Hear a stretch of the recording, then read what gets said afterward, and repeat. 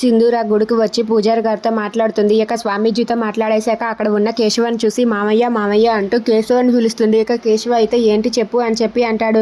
ఏంటి మామయ్య నన్ను చూసి కూడా నాతో మాట్లాడకుండా అలా వెళ్ళిపోతున్నారు అని చెప్పి సింధూర అంటుంది. అసలు ఏంటి నీ సంగతి చెప్పు అని చెప్పి కేశవ సింధూరతో అంటాడు. ఏంటి మామయ్య అలా పొడి పొడిగా మాట్లాడుతున్నారు, ఎంత కాదనుకున్నా నేను మీ కోడళ్ళే కదా మామయ్య, ఎందుకు అలా మాట్లాడుతున్నారని చెప్పి సింధూర అంటుంది. దాంతో కేశవ అయితే చెప్పు అని చెప్పి అంటాడు.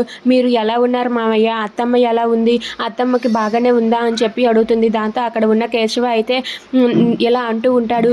మేము మా ఇద్దరి గురించి కన్నా నీ గురించే ఎక్కువ ఆలోచిస్తున్నాము. నువ్వు ఆ విజయమ్మ ఇంట్లో ఎలా మెలుగుతున్నావో ఎలా ఉంటున్నావో అర్థం కావటం లేదు. నువ్వు ప్రతి దానికి కూడా ఆ విజయమ్మతో గొడవలు పెట్టుకోకు అని చెప్పి అంటాడు. అది వినగానే సింధూర అయితే నాకే మా మామయ్య, నేను అక్కడ బాగానే ఉన్నాను, మీరు క్షేమంగా ఉంటే చాలు అని చెప్పి సింధూర అంటుంది. దాంతో కేశవ అయితే మా గురించి మాకు తెలుసు, కానీ నువ్వే ప్రతిసారి ప్రతిదానికి ఆ విజయమ్మతో గొడవ పడుకు, ఎందుకంటే ఎంత కాదన్నా తను నీకు అత్తమ్మ, అందుకే నువ్వు తనతో గొడవ పడకు.